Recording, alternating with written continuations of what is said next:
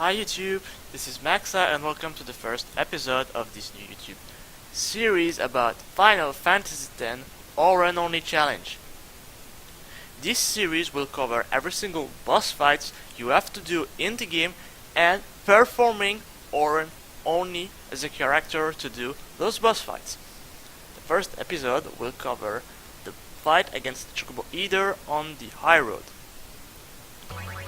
Every single episode will feature explanations about the strategy, the equipment used, the different decisions you have to take, and a bunch of other stuff.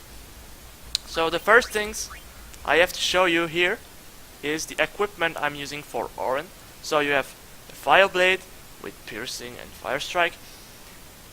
You can drop this item on pretty much any monster on the high road. I dropped two of them during my farming, so it isn't that rare to drop. And also I got a Pearl Bracer that you can buy at the shop. That is kind of interesting, even though in this fight it ended up being useless. The plus 3% magic defense is actually good because Chocobo Eater can cast Blizzard when it's on its back. But he didn't cast the spell for the whole fight this time. But I mean, it's kind of a preemptive purchase.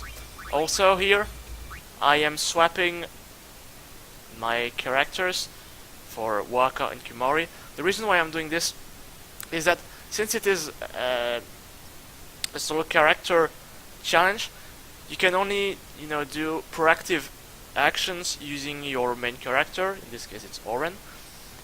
And well, wait, I actually put Kimari. No, I didn't put Kimari. I swapped Kimari for, well, I called him Auron MC, but it's actually Tidus.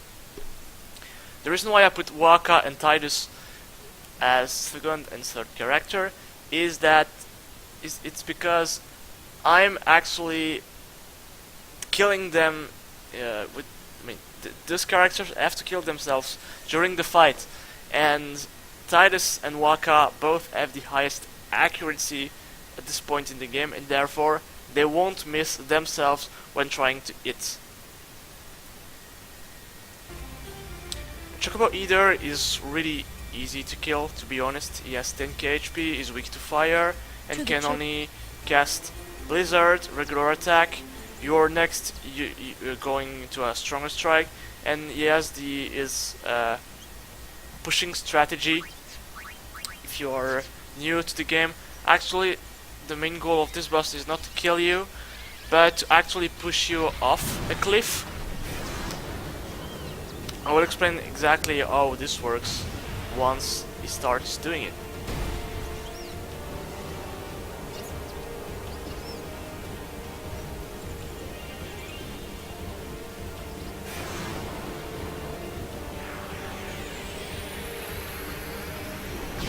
Okay, so the first thing we have to note here, the guy deals 475 damage to Auron, which is approximately 25% of his health, so you need like 4 hits to kill Auron.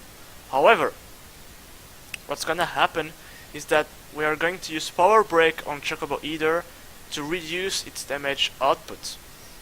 This is really one thing you will do on every single boss fight that involves a boss that deals physical damage.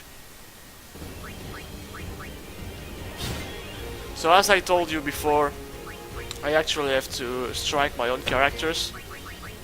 Here I'm casting Haste on Auron. I actually picked up Haste and Haste only on Sphere Grid. I'm using Expert Sphere Grid for this run, by the way. I only have Power Break and Haste. And since I actually won the Blitzball game in Luca, I got this +4 Strength Sphere, which is extremely important to get in order to have a decent damage output against this guy, and it really makes farming much easier earlier on. So, very important thing to do, Power Break, 800 damage, so this is like 10 to it's like 12 to 13 hits to kill the guy. So as you saw here, Chocobo Eater actually pushed us near the cliff here, and that's where you have to understand the mechanic behind this boss. Is that the field is divided in 4 sections. Like here is a section, here is another section, and you have 2 more in the back. Thing is, this guy wants to push you one section after the other until you fall off. What you want to do is put the guy on its back, as you will see when Auron attacks here. Once you deal enough damage to this guy, he actually gets on its back, and you have to deal like the same amount of damage that you had to put off on this guy to actually push him on a previous section. And this is how you actually prevent this guy from, you know, not killing you, but make you kind of lose the fight. So you see, here we got back on another section.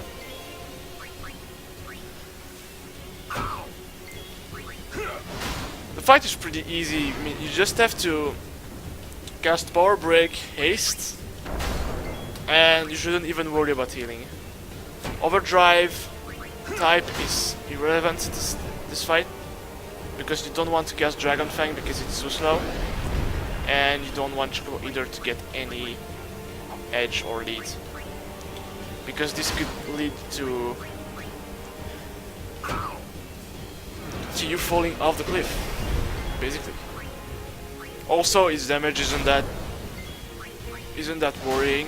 I mean, it is 10% of your current health whenever he pushes you, and after Power Break his basic attacks it deals like 200 damage.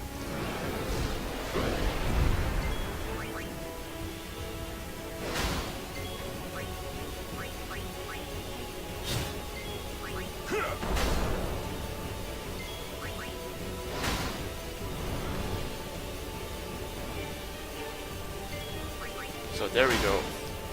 Overkill on the guy.